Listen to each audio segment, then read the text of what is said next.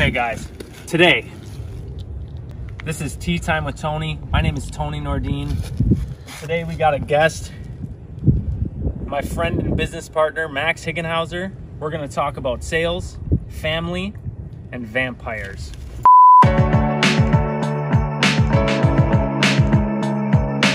All right, welcome to the show. My name's Tony Nordine, and this is Tea Time with Tony. Today we have a special guest. It actually is my business partner and good friend, Max. I'm going to let him go ahead and introduce himself. Why don't you go ahead and give kind of a little about you, what you do, and then maybe a fun fact, quick. Yeah. Max Higgin-Houser is the name, business partner of Tony here at Blue. And I do primarily sales. I'm in an operations leader role right now, so overseeing sales and production. Outside of that, I'm a father and a enthusiast of many things that I'm sure we'll get into. Yeah, cool.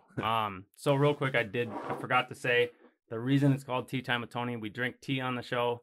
The tea sets the mood. Today we are drinking Dryad tea. It is fairy tea. That's what it says. It's for Fairy Tea Garden. So that is the mood we're going to be in today. Fairy mood. I feel it. Yeah. So let's get into it. So I have a bucket of questions here. I draw from the bucket. These are curated questions. So we kind of know what's in there. Max doesn't know exactly what's in there, but I have some good ones. So I'm going to go ahead and let him draw the first one and we'll get started. Oh, all right. I'll ask it. So just hand it over. There you go. Keep it random like that. What does it take for someone to be successful in sales? That is a loaded question. It is. I mean, just jump into it. Yeah, for sure. So to be successful in sales, I mean, sales is a lot of different things happening all at once. There are tons of different kinds of sales, but I think some things that are just always going to be true when we're talking about sales success is you need to understand people. So you have to be able to quickly acclimate yourself to the people you're dealing with so that you can have an even exchange with them. Mm-hmm. Sales it's really hard to talk about sales without just going right into metaphors, but it's really kind of a chess game. You're looking at moves in advance. Where do you want to go? Where are you taking this person? How are you going to get them there? While you're evaluating where this person is at and what's going to prevent them from going where you want them to go. Mm-hmm. And where they want to go. So you're looking at all these different things. So I think to be successful in sales, the best advice I could give is to approach it as a student and learn as much as you can from people who are good at it. And generally anything that you could do to improve your people skills, communication skills are going to lend itself to sales success. Do you feel like you have that naturally, or have you built it up over time? Because you're like, I'm gonna say this right here, is you're like you're probably the best salesman I know. Oh, thank you. So I just like to think like some people have it from birth, or they just grow into it, and then others like have to build the skill. Do you feel like you had it naturally? I do think I had some of it naturally for sure. I was a middle child growing up. I had an older brother who was kind of like a Poindexter, out of the book knowledge. It was hard to argue with him because he had learned so much stuff. Mm-hmm. And then I had a younger brother who was probably, if I'm in the middle and I'm kind of a little bit of the book and a little bit of the wild card, my younger brother's probably all wild card. Mm-hmm. So I'm kind of in the middle of these two personality types trying to make things flow, in a group of kids. So I think I learned how to understand different personality archetypes when I was young. And I for whatever reason, maybe it's genetic. My mom was a saleswoman most of her life. Oh, I didn't know that. Yeah, so she did sales at West Publishing in the heyday of phone, I guess, just print sales. So she, fresh out of college, was on a sales floor, like a dynamic, like ring the bell, shout it out to the whole sales floor kind of environment. And she'd like win trips to Hawaii and, wow. It was, yeah. So she was a salesperson. So I think I had a little bit of it baked into me. And then I think a little bit of it was environmental with siblings and stuff. But then there's also some things when I look back, like my mom had me raise money for the YMCA when I was like 8 years old. Mm-hmm.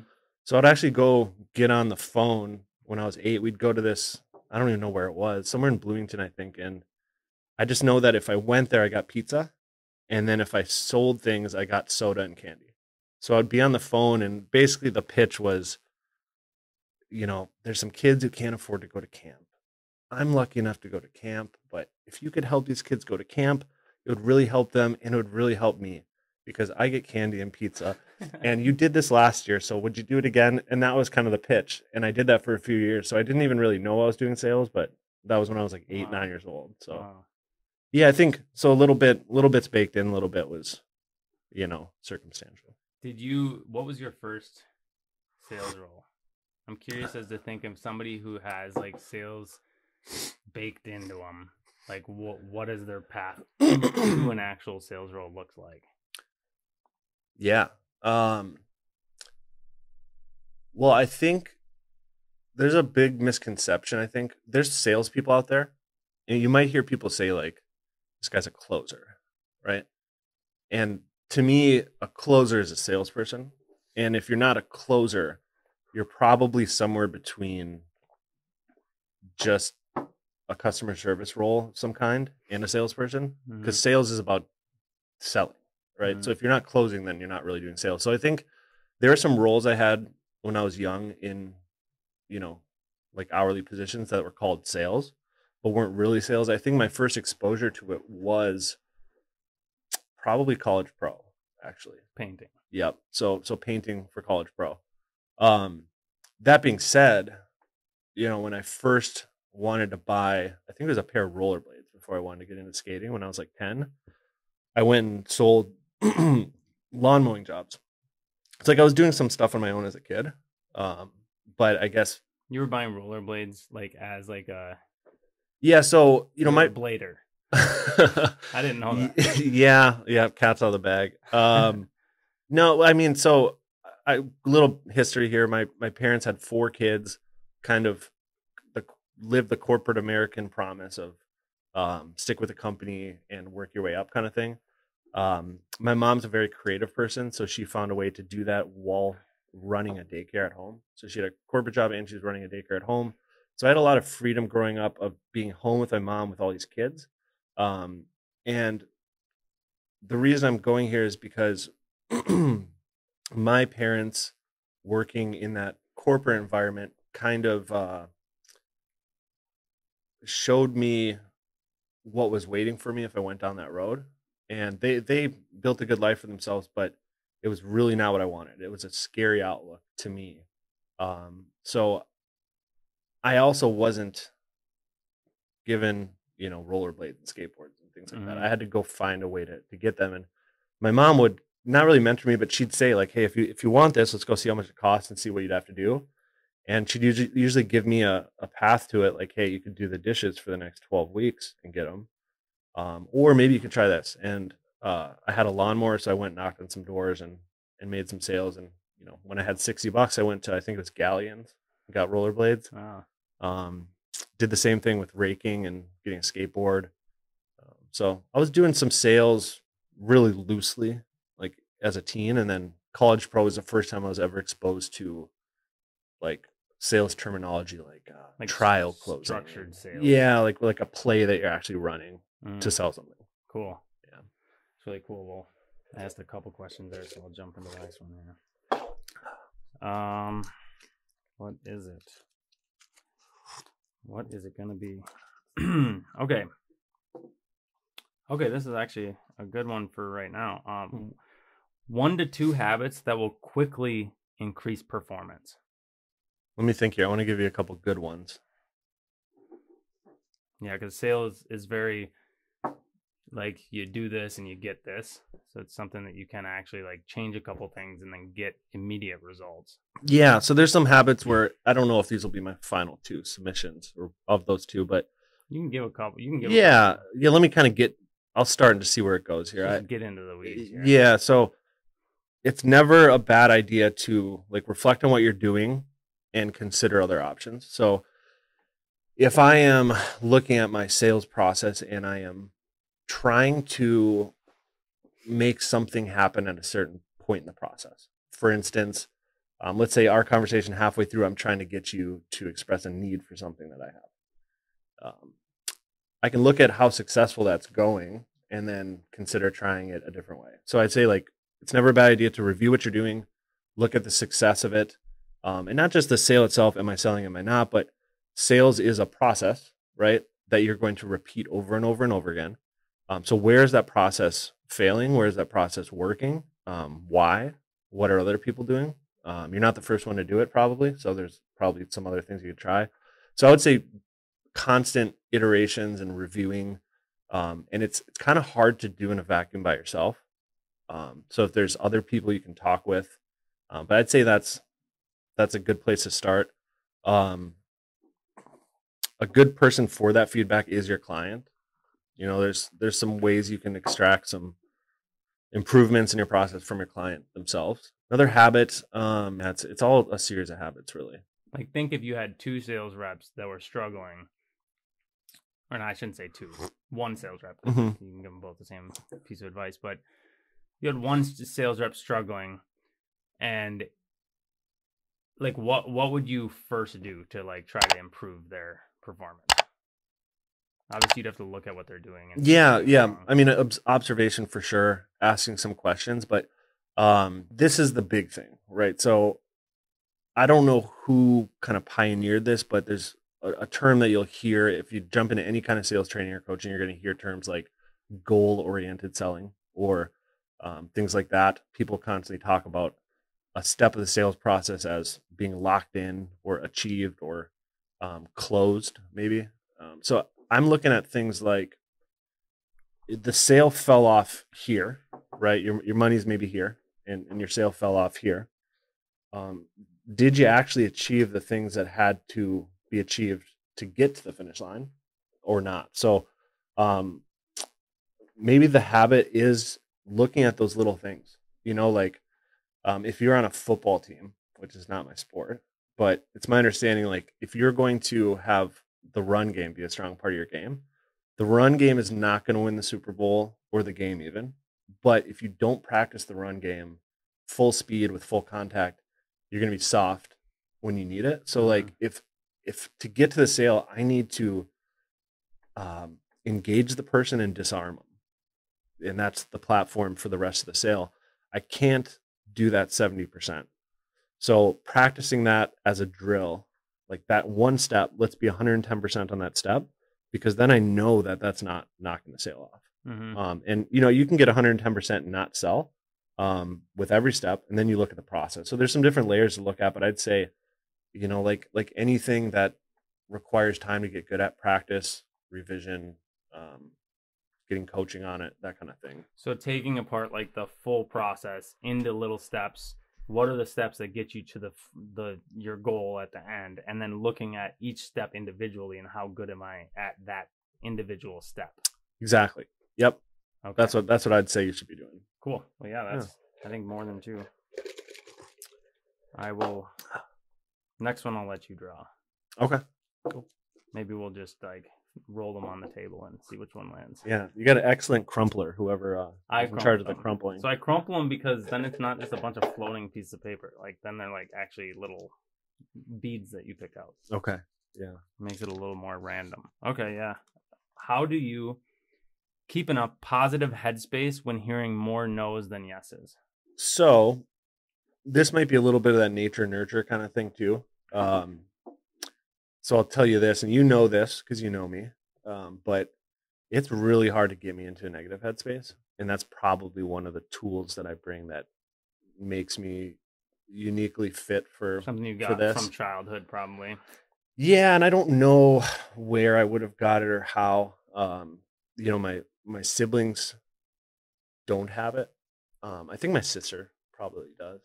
My dad, I think, does. My dad's kind of just steady for the ride, and to a fault, yeah, I'd say. And me too, probably to a fault. But I think it serves me in sales. So, for instance, I'm certainly capable of getting down, getting depressed, getting beat up, and feeling like things aren't worth pursuing temporarily, but I think much less so than most people. But that being said, there's still some like tactical stuff and some mindset stuff that I use as well. One of the things that I use probably more than anything is kind of, I don't know, maybe I'll coin a term for it now. I think it's like a doomsday card that I have in my back pocket where and I think I've heard you say things similarly because we've definitely gone through the ups and downs. Um, I kind of have a plan if everything hits the fan. Yeah. There are some things that I can only do in life if everything else is ruined, and they'd be pretty exciting to do. As devastating as it would be to be an absolute ruin, there's some things that I could then do. Yep. That would be, I think, experiences worth it in their own. Yeah, I call that my plan B. Your plan B, yeah. Probably a plan Z for me, but I call it plan B. I just think like plan B should sound better than plan A. And if you can get plan B, like if everything falls apart, like for me, it's like if everything fell apart, I would get a camper. Yeah. I would just like coast around the US in a camper and literally not do anything, find a way to make money in the spots I'm at. Just meet people and be like, can I rake your lawn and make $20? I feel like, to me, like with the structure of business and like the stress that comes with it, like being able to just let it all go sounds way better. So like if everything fell apart, I'd just be like, yes. Now it's time to do this. I know. Yeah. There's some things that, I think like your early years, maybe late teens to early adulthood, maybe mid-20s, I guess it really depends on your life. But there's some things you do in that time. People go to college, people take gap years, people go, go to strange places and do strange things. And then those experiences come back to benefit them in serious things they're doing later. So I would go do a bunch of those things probably, So if someone's going to say no to me enough that it's going to affect my life in a serious way, I'm ready to go. You know what I mean? Yeah. So that's fine. And then I think it can be hard when you're starting out because you don't have the experience of having 100 yeses to think back to.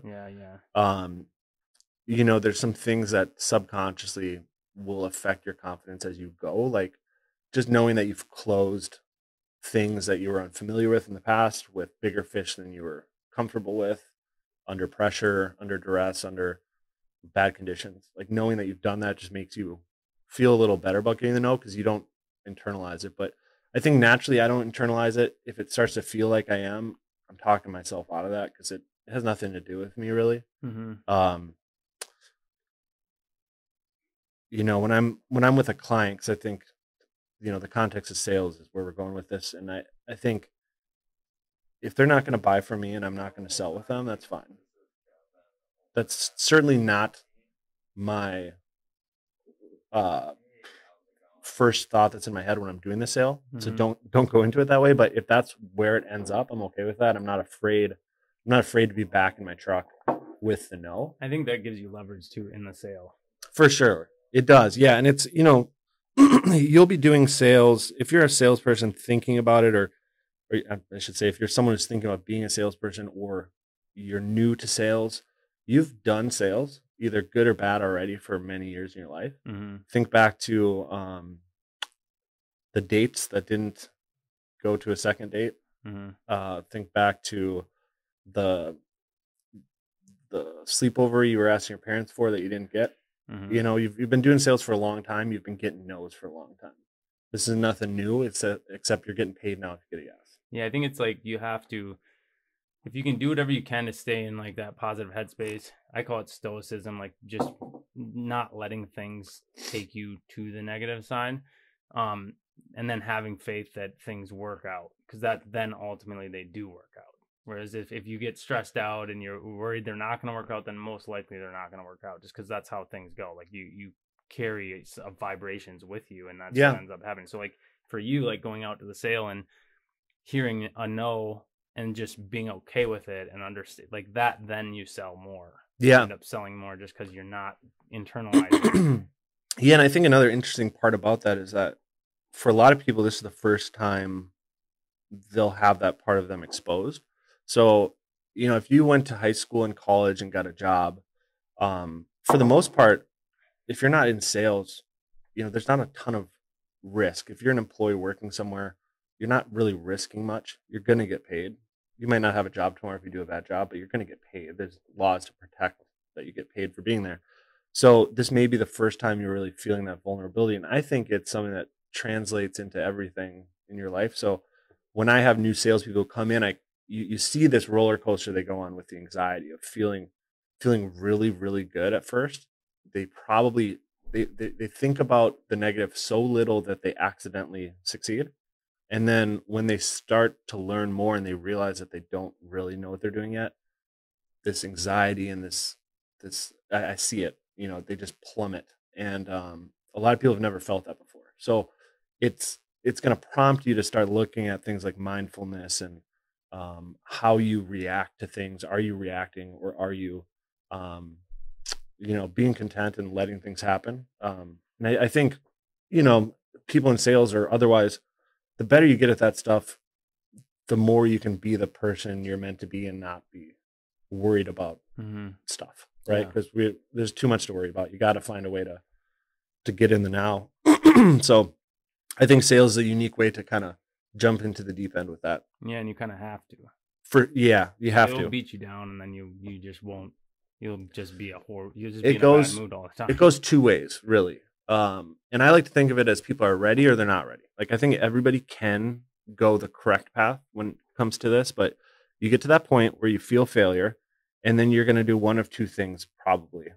You're going to see the opportunity to grow. You're going to reflect and see the lack of development in this part of your psyche, or you're going to find someone to blame and get really mad about it. Yeah. And you see this with new salespeople. I'm sure it translates to a bunch of other industries, but I literally see it, 6 weeks in with every single person. They get to this fork in the path, and it's either they become really angry, or they decide to grow. So that's kind of what I see. That's cool. Yeah. So sales is like a path to self-development. If you take a sales role, like you got to be ready for like personal development, taking a sales role. Yeah. And then,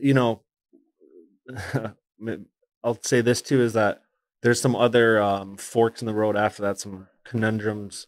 You'll hear things like, I don't hire seasoned salespeople, or salespeople are prima donnas, because there's different areas you get into once you are over that stuff. Yeah. Then it's like, are you still coachable?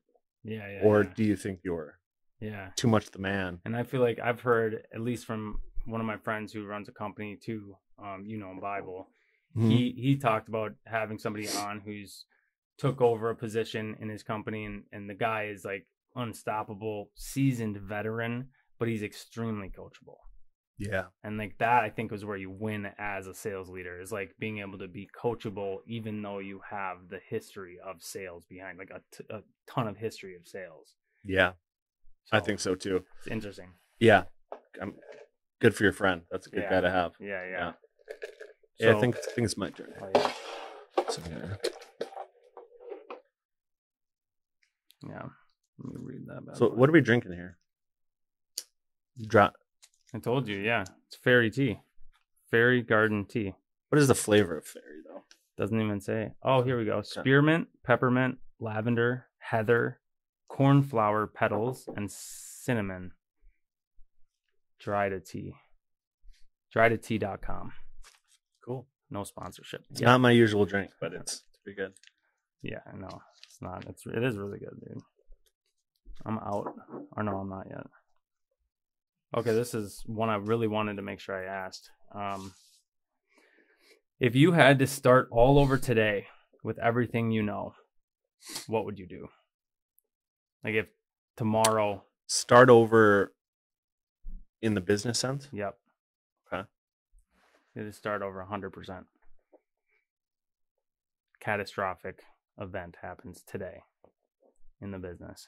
Yeah, well, there's a series of things I'd look at. First thing, and this kind of goes back to that Armageddon Doomsday Plan B, is am I geographically tied, right? Well, here's what I'm going to preface it with. Sure. If you had to, because I wanted it to be, like, if you had to start a business from scratch. Okay. Okay. unless you would get a job, which I don't think you would. I don't think anyone would hire me. Yeah. I'm sure I could convince them to hire me, Yeah. but then I'd convince them to fire me Yeah. as well. So, um, I'm just thinking like, okay, if you didn't have blue painting and you were Yeah. out and what would you do? What would you start? Do you have any ideas brewing that you're like have been thinking about? Like which industry would you go into? Metaverse, maybe. yeah. So I really haven't thought about the monetization of the metaverse at all, although I'm thinking about it a lot.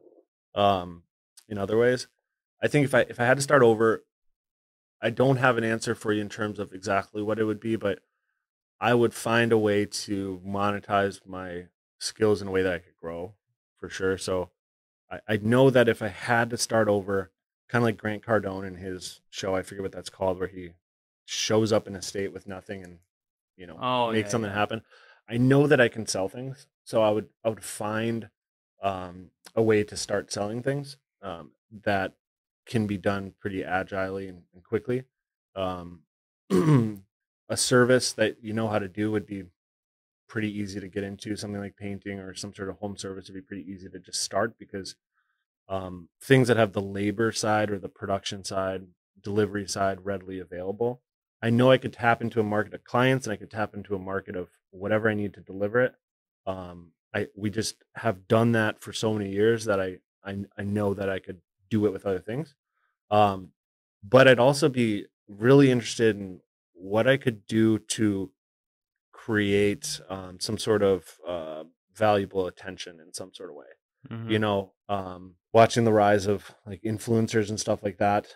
I live with two really charismatic women, and I'd probably see what I could do to get a family business going. Oh, cool. Also, yeah. Have you ever yeah. sold a product? A product? Yeah. I was thinking about it. It's like I can only think of services. Yeah, I mean, that's tough. I have, but not really, not any volume of it. So not long term. I've had roles where I'd also sell a product, or I've had kind of like intro to sales roles through life stuff where I'm selling things for fundraising and stuff like that. But no, I really haven't. I've never been a car salesman. I'm just curious if that's any different, selling a product versus selling a service. I don't think so. I mean, there's going to be nuances for sure that are different with every kind of sale, but I really think that it might be easier. Not long term. You just sell it and then it's done. Yeah, I think it would have its own challenges too, and this is me not having years of experience doing that, but I do know that when I've sold other things, services can look like a lot of different things. The service could be like, right now, after I convince you, you're going to hand me $20 and I'm going to shine your shoes. That's a way different service than I'm going to give you, like a car wash next spring or once a year. Yeah. So like things are so different that what's consistent, no matter what you're doing, is you're with a person and you're getting them from point A to point B by uncovering information and strategically positioning information. So like, I don't think it'd be any different. Yeah, I think if you know sales, you basically can do anything because you know how to make money. Essentially, it certainly feels like it. And I mean, anything in the sense of like business wise, like you could pick anything up and find a way to make value out of it. Yeah, well, I think that's for sure. And then also, I think you can provide value to anyone who's in business. Yeah, if you can sell. Oh yeah. So maybe I'd think about doing something there too. I think that sales coaching, sales training, and that kind of consultative avenue, obviously I don't have a clear target on that, but something in there maybe. I'm not sure. I do love developing people and working with people, so I definitely wouldn't be like a stay-at-home, try to make an income, doing something quiet kind of person. I'd be out there jumping in. Yeah, I'd be jumping around somewhere. Cool. Yeah. Get the next one going here. What book have you read that has had the most impact on your life? I'm gonna try to dig deep on this. Yeah, I mean, this is in your life. The funny thing is, I thought you might ask me this question, and I've had plenty of time to think on it, but it's one book that's had the most impact. You can give a couple too, but Yeah, I mean, Rich Dad Poor Dad. If we're talking just business mindset and breaking the cycle of employee retirement generational cycle thing. really, Yeah, for sure. Because that was the first time. That was the first time I got to see all the things that I felt with my parents growing up. Like you watch your parents. For me, watch them work their asses off for years and years and years. Get laid off unexpectedly, not have money put away, not even really having parents comfortable discussing their hopes and ambitions because they don't want to get their kids' hopes up, kind of thing. Like I know, for instance, my dad all his life he wanted a speedboat and he wanted to have like a water skiing family. He grew up doing it. He started the water ski club at the U of M as a young man. Wow. Yeah, I have pictures of him doing a human pyramid on the U of M water ski team. Picture that. Yeah, he's on the bottom. They got 3 on the bottom, 2 on top of him, and then his friend, I think his friend Graydon is up on top. And it was funny, they recreated it as 60-year-old men a few years ago. Oh, wow. Yeah, just 3. It wasn't a 6-man, but yeah. So for instance, like I know that because I've kind of extracted it, but he didn't talk about that. He didn't put it on a whiteboard somewhere. He didn't make vision board. No vision board. Although my mom always had vision boards. Oh, wow. So she, and again, she got creative. She did different things. But back to Rich Dad, that was the first time where I saw somebody who had, like made it. This guy who's, by all, I think, societal standards, very successful, who's saying there's a different way to look at things that's going to produce a different result. And it's not what you think. And when I read it, it was really just kind of affirming all these feelings I had about things. And it'd be a good one to reread now because I haven't read it for a long time. I haven't either. Yeah. So that one was a big, I think, eye opener for me. I didn't even really get into nonfiction until we started running a business. Before that, I read stuff like Anne Rice books, the Vampire series, and I actually picked up a fiction book again this year. Really? Yeah. What is it? It's called. I kind of started it and put it down, so I'm not done with it. It's called Blind Sight. And it's super interesting. Really? I'll give you the 1-minute pitch here. The premise is it's the distant future on Earth. We've made contact with somebody deep in space, some civilization that's really advanced, and we basically have a meeting set. Really? Yeah. The other thing that's kind of crazy, and this is my favorite part about it, I mentioned the vampire books as a kid. In this story, there is a vampire variety of human. And basically, he totally sells you on this being possible, by the way. That's why this book is cool, I think. 80,000 years ago, we had this gene that expressed itself for a while and then went dormant because it just didn't. And that's true? No. Oh, okay. But the guy who wrote it's a biologist, yeah, so he makes it really believable. Basically, this gene, when it expresses itself, you get elongated canines, your digestive system processes meat and blood really well. You have better vision. You basically have like the like all the benefits of the mental acuity stuff with autism you have, but you can turn on and off your vision. You move at like twice the speed. I think they suspend time or something a little bit when they move. But the cool part is that this went dormant and we rediscovered it in some sort of genetic experiment, like trying to express different genes we haven't seen. We turn it on. And there's some things that he explains away in a really cool way, like the crosses, like vampires can't see crosses, I guess. Genetically, this gene is ancient enough that it's never seen a right angle. Like a right angle interacts with the way the brain develops with this gene. So when they see right angles, that's why they live in caves and they live outside of cities, and only come out in like the darkest environments. Because so he explained the whole. He explains the whole thing away. And I'll jump to the end here. The cool part about this is that we're faced as a society with this meeting. So who do we send? We need to send the most capable intellect we have, which is this vampire race. So basically we have like a vampire, a scientist, a doctor. So the vampire race, you said they discovered the gene and then it ends up. It's like an experiment gone wrong where now this gene has now activated again. So this race is back. Oh. Yeah. So we have these like superhuman, and they're so much smarter than us that to prey on us is not any sort of obstacle. They only need a certain amount of blood, I guess it is, and it's actually like a gene or a chromosome or something in the blood that they have to have.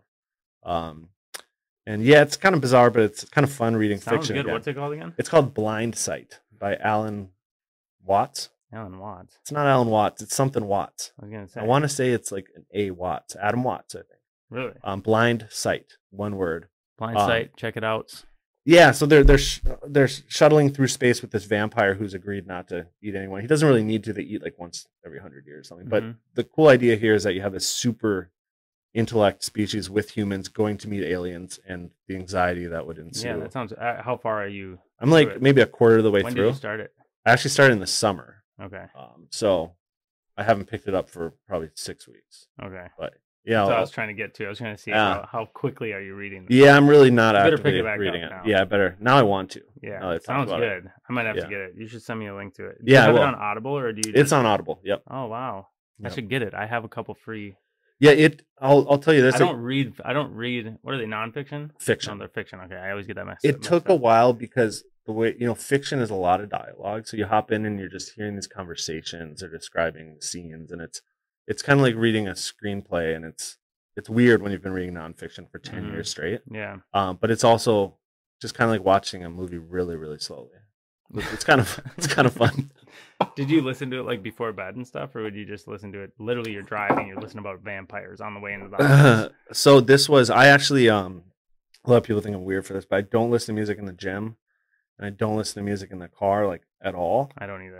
I'd be hard pressed to find any regular thing that I do with music. I'll be pumping weights, listening to. What I've found is when you make music, though, it's like hard to listen to music without like getting super analytical. I know, and every time I try to explain that, I feel like I'm coming off as like pretentious, and I hate it. But it's true because I listen to it and I'm not gonna dance. I'm not gonna tap along. I can't even like if I'm in the car and there's music on and somebody tries to talk to me, like I turn the music on. I'm like, why are we? No, I turn it down music? too, and they're like, why'd you turn it down? Well, because I can't. It's like reading a book while somebody's talking. You can't do that.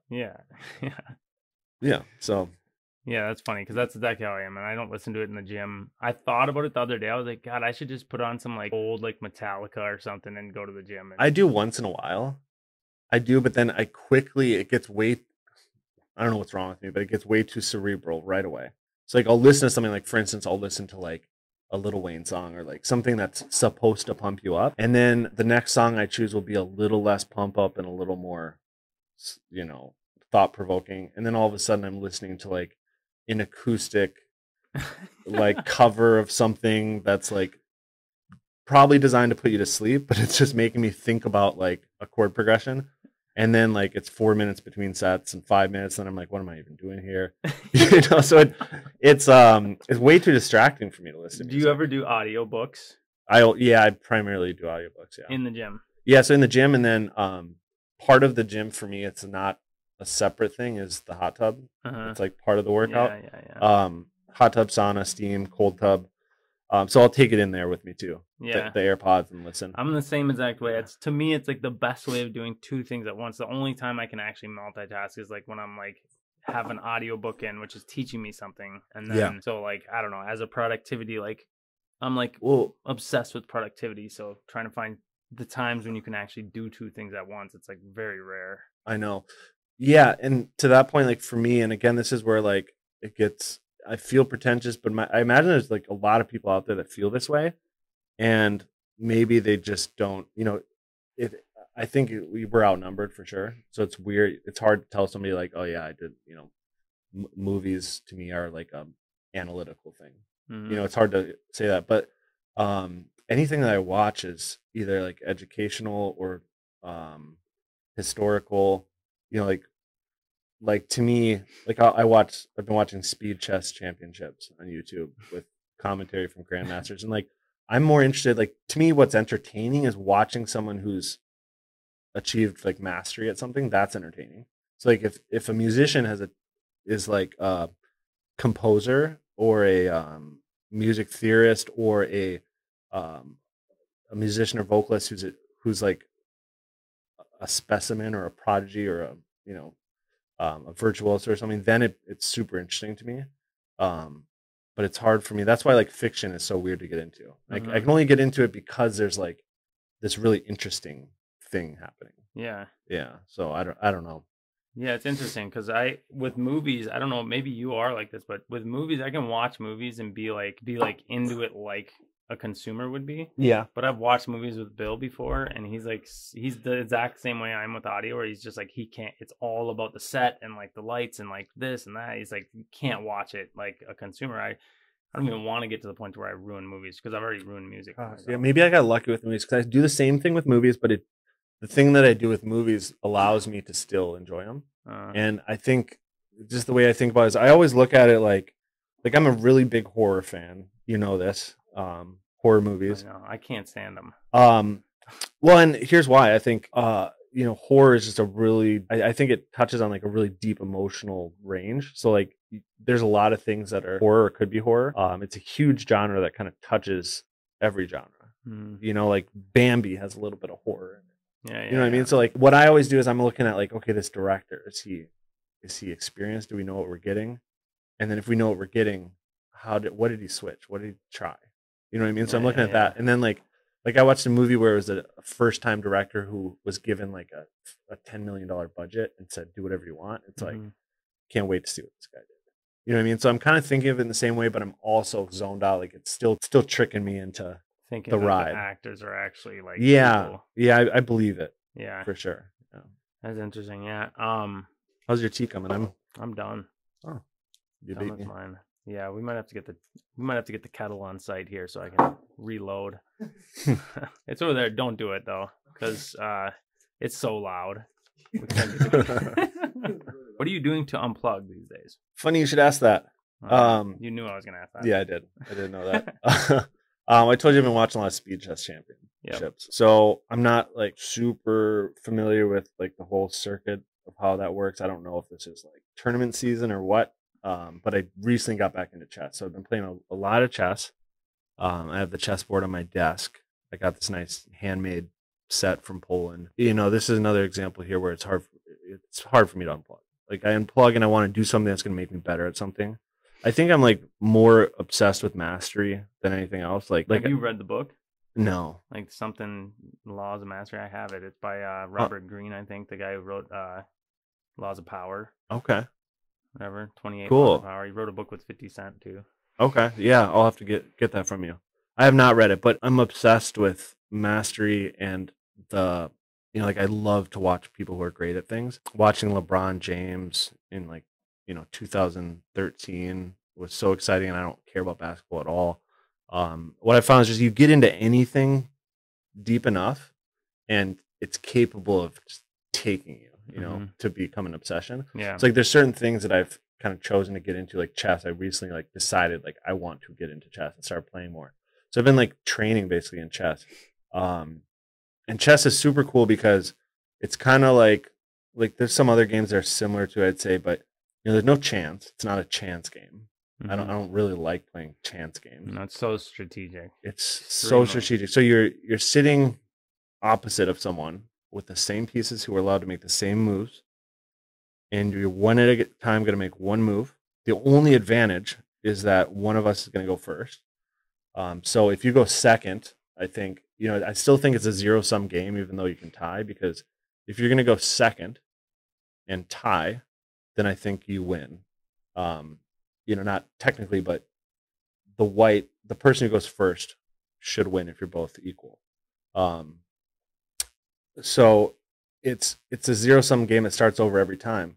There's a finite amount of moves. I mean, but it's astronomical when you look at all the different possibilities, and it's all about leverage. How do you leverage to get here to go there? How do I develop while I protect? How do I anticipate their moves while I plan mine? What's safe? What's a risk?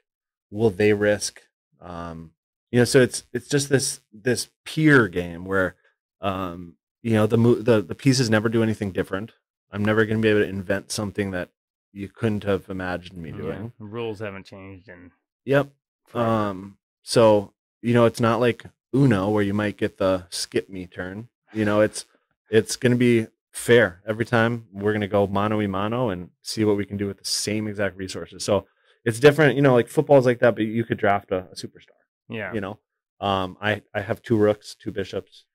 So it's this really pure game that I'm kind of obsessed with right now. So I've been watching chess. I've been playing chess. Um, and then Are you gonna do a tournament ever? I haven't decided where I want to go with it, but I'm thinking that. Um, it's like a real commitment if you wanted to pursue being any sort of like top ranked player or try to achieve like an accolade in chess, because it's kind of like pursuing something similar in math, where like right now there's a ton of people who have been studying this for decades, drilling it. Yeah. They're not watching movies. You know what I mean?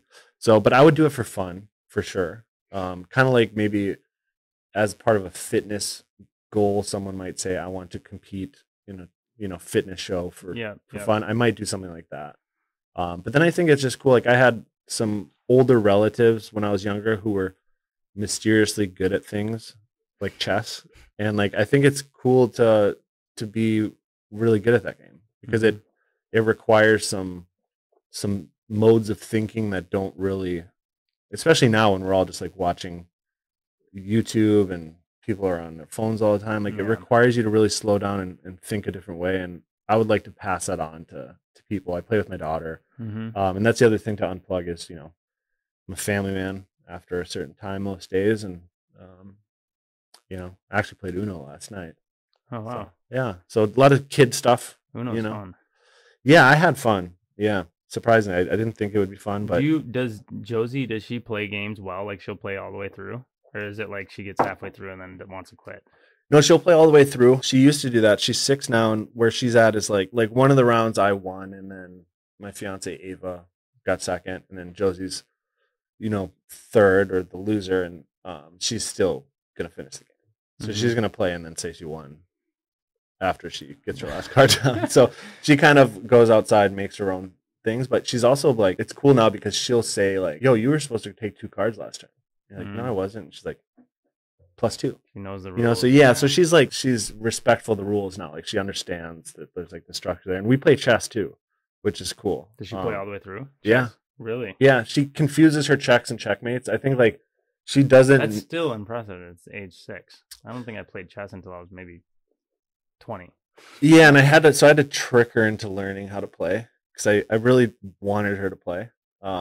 So I said, hey, I'm going to teach you how to play. So I'd start and I'd say, this is your bishop.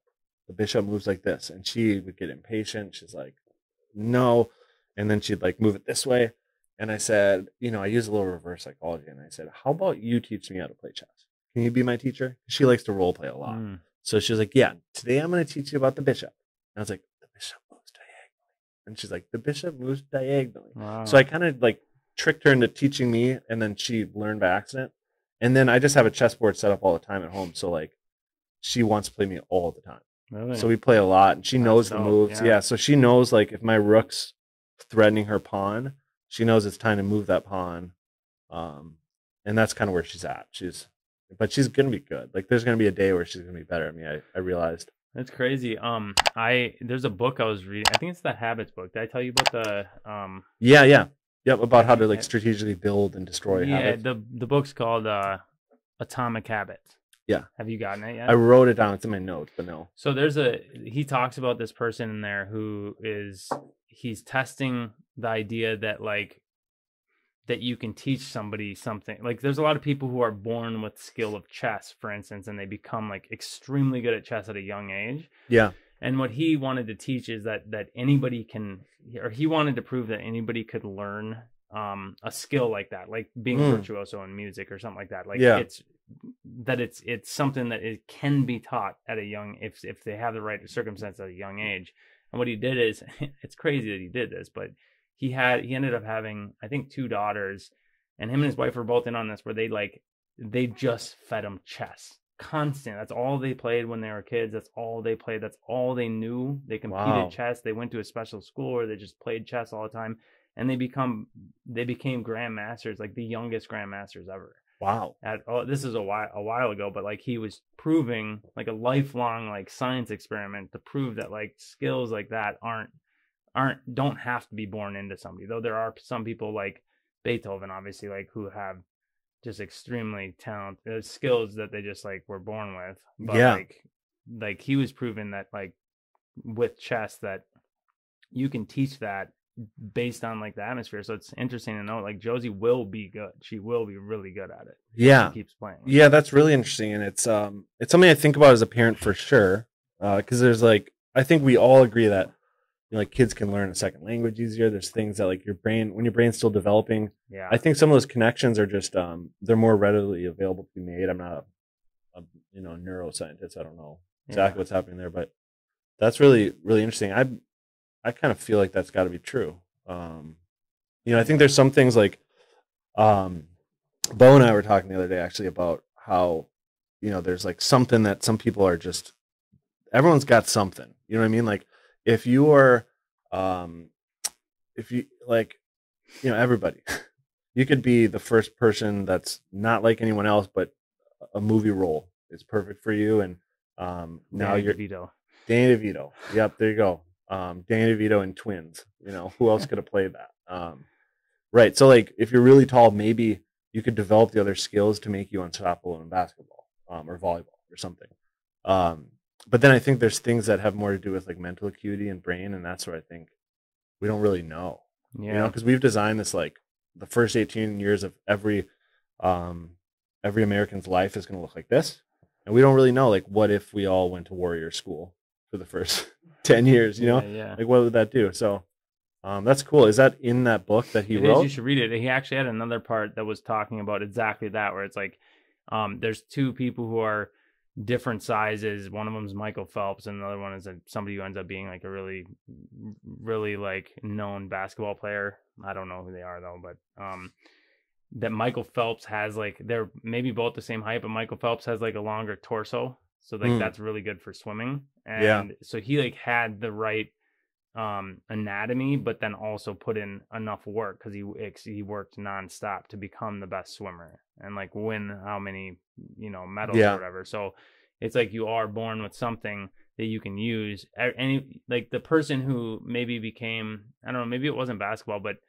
the person who didn't become the swimmer, so it's like Michael Phelps and the other guy, he could have never became the swimmer even if you put in enough work, because he's just not built like a swimmer. So like you do have to pick what you're doing, but there is, you know, most of it comes back to habit and how much work you put in on something. Yeah. The habits you build essentially. Yeah, for sure. I'll have to check out that book. It's really good. Yeah. Really good. Cool. How are we doing on questions here? How are we doing on time? What time is it? We're at about almost an hour. Okay. We'll probably finish the questions then. I'm so hungry right now, dude. I'm fasted. What are we eating today? That's a good question. We got to break in our new Chipotle break room area. Huh? Didn't we do that yesterday? Well, no, we got to break it in again over time. Oh, yeah. It doesn't feel like home yet. We need a few more. Okay, good one. What's it like having a kid halfway through the first year of starting a business? And then I have a follow-up question. I'll ask the follow-up question now because you can go into it. What's it like having a kid and running a business, like long term? Yeah. Okay. Well, having a kid the first year of running a business, it's probably like having two businesses in your first year or two kids in your first year, because you have no idea how to do either one, and they both need your full attention. So I think what it was like for me personally was it brought me into that like legacy thinking that I think is really important when you're starting out. Because if you're going to start a business, and granted, this is just my experience, which may be unique. I think you got to really be able to look long term and understand the carrot's not anywhere close right now. So making that sacrifice up front is really important. And, you know, having a child on the way is what prompted me to go all in on starting one, because it got me thinking long term, you know, am I going to break the cycle? Yeah. I want to share a quick story, because when you first found out you're having a kid, you got a job at Menards. Yeah. So that was your first move. I know. So it was a dead of winter in December of 2013, I think. Mhm. Yep. And I heard a kid was coming, and I think I must have been 25. And the first thing I thought I was, think you're 24, maybe 25. I guess 25, because I'm 32 now and she's 6. Oh, okay, yeah. The first thing I thought was, and this is just a knee-jerk reaction, because until now I'd kind of floated my way through life. I always had a back door. I could always kind of quickly maneuver. You know, the plan B was much closer than Yeah, it is yeah. now. So I hadn't really thought long-term at all. And the first thing I thought was health insurance. How much does it even cost to have a baby? Like, I need to get health insurance. And it couldn't hurt to have an income if you have a child, right? So let's get a job. That was literally what I was thinking. So we were, you and I were actually painting apartments.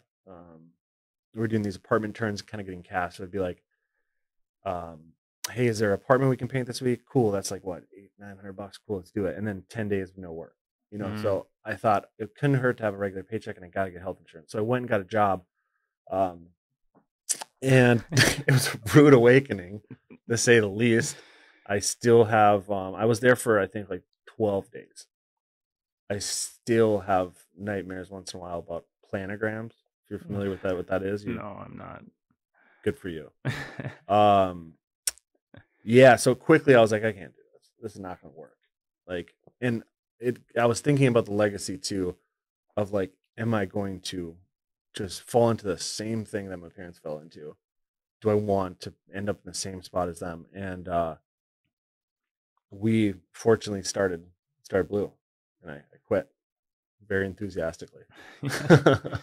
So yeah, I mean, when the child arrived, and I had a child now, I think it was really nice for me, because I have the tendency to go all in on things and to be a little over the top at the expense of other things. It was good that I talk about this a lot with people, is I have like this artificial switch in my life where I switch from work to family. And I think as my family grows, there'll be more crossover, because it's, you know, my fiance is very supportive of what I do, and she understands that we are building a future together, and there's going to be sacrifice now for later. She gets that. Josie doesn't understand that yet, but she will. But it gave me the switch right away, where it's like, I have a really, really good reason to stop working right now. And I think it helped to some degree. But yeah, I mean, it was also kind of just like the naivety of having no idea what you're doing. So it's like this crash course in parenting and business. And I mean, if you ever wanted to get a PDF copy of the P&L that year, you could see all those lessons.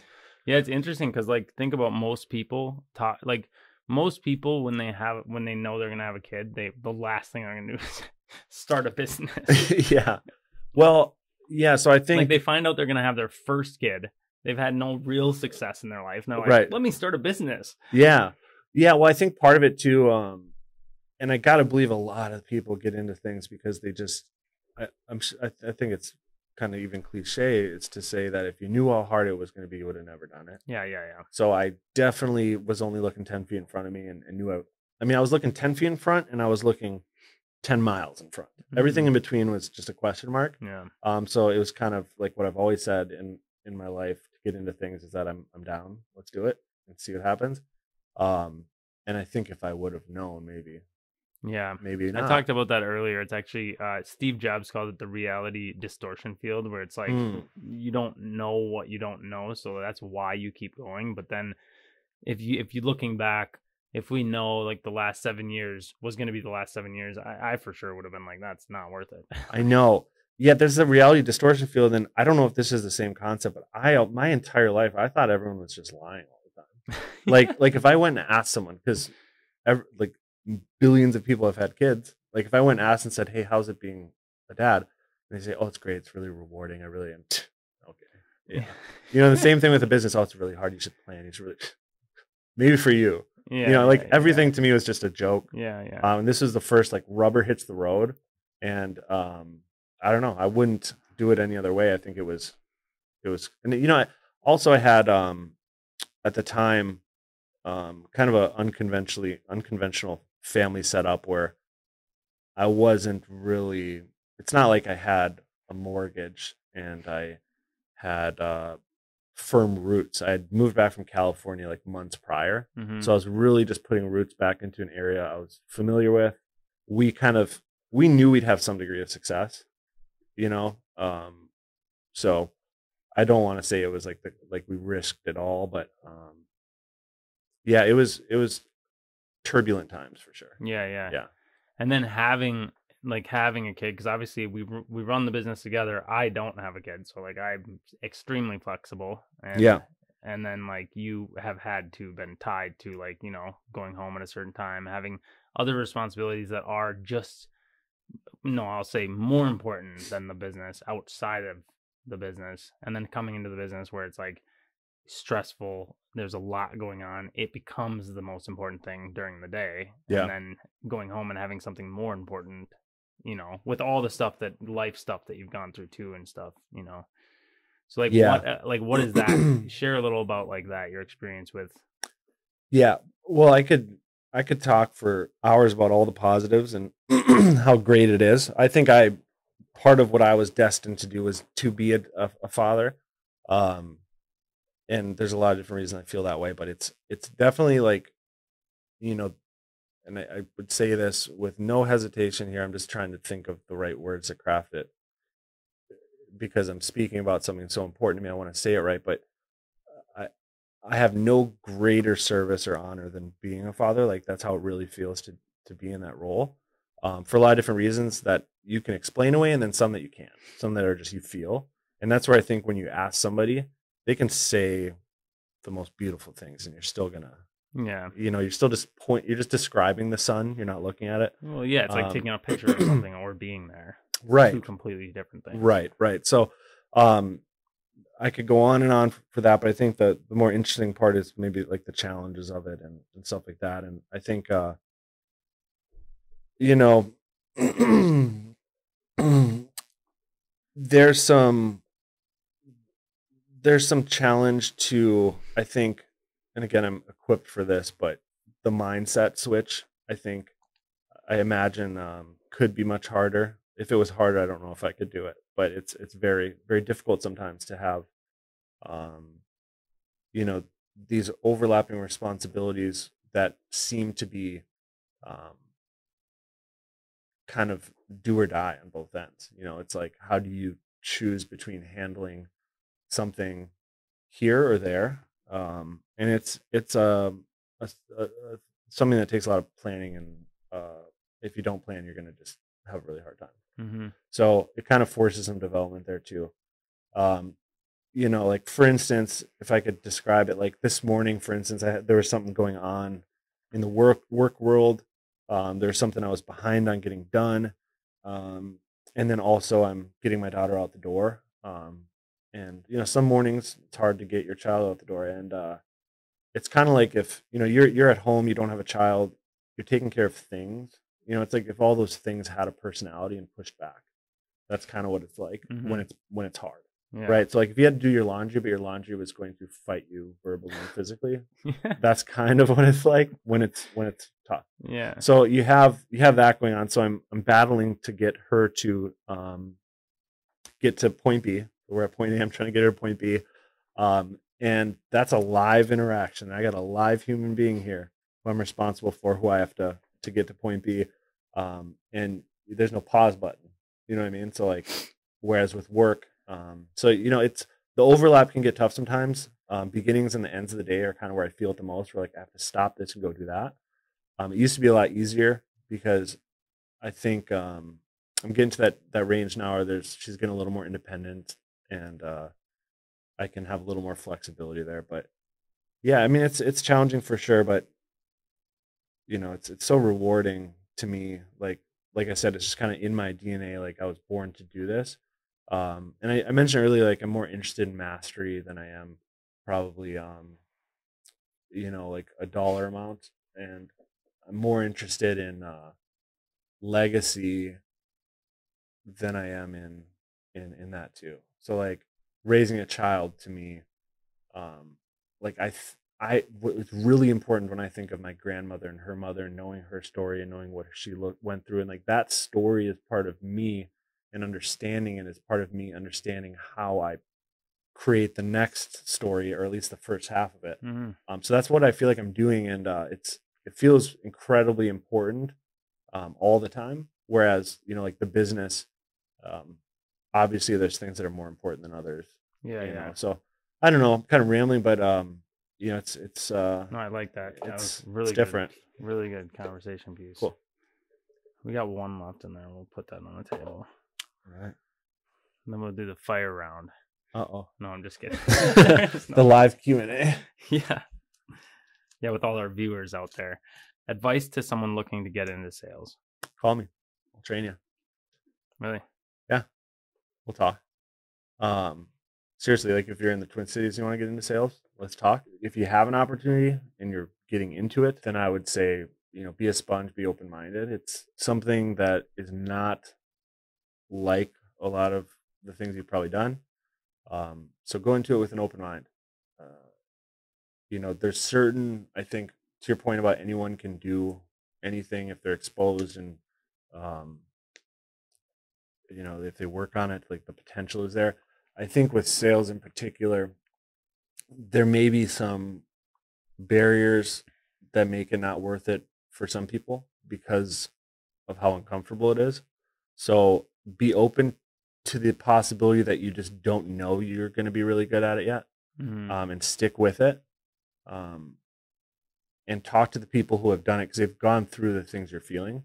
So as you get into it and you get success, as you get your first few failures, have somebody help put that in context for you, because it's not going to be indicative in any obvious way of if you should keep doing it or not.